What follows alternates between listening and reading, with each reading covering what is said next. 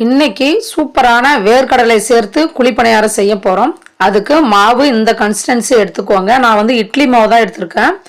இது இப்போ வந்து வதக்கிக்கலாம். 1 டேபிள் ஸ்பூன் எண்ணெய் விட்டுட்டு கடுகு 1/2 டேபிள் ஸ்பூன், உளுந்து 1/2 டேபிள் ஸ்பூன், கடலைப்பருப்பு 1 டேபிள் ஸ்பூன், அதுக்கப்புறமா பச்சை மிளகாய் வந்து ஒரு 4 கட் பண்ணி வச்சுருக்கேன், அதை சேர்த்துக்கிறேன்.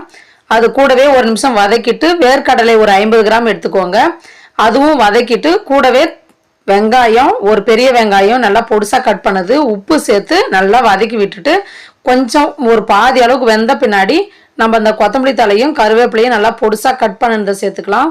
வேர்க்கடலாம் நல்லா வெந்துட்ட பின்னாடி நம்ம இப்போ மாவில் சேர்த்துட்டு நல்லா மிக்ஸ் பண்ணி விட்டுறலாம். பாருங்க, இந்த அளவுக்கு கன்சிஸ்டன்சி இருக்கணும். அப்பதான் நல்லா புசு புசுன்னு குழிப்பணியாரம் சூப்பரா வரும். இப்போ குழிப்பணியார சட்டி நல்லா சூடு ஏத்தின பின்னாடி நம்ம எண்ணெய் தடவிட்டு மாவு எல்லாம் ஊத்திக்கலாம். எல்லா குழிலையும் 3 நிமிஷம் வெந்த பின்னாடி சுத்திரும் எடுத்து விட்டுட்டு அதுக்கப்புறம் நம்ம எடுக்க வேண்டியதுதான். அவ்வளவு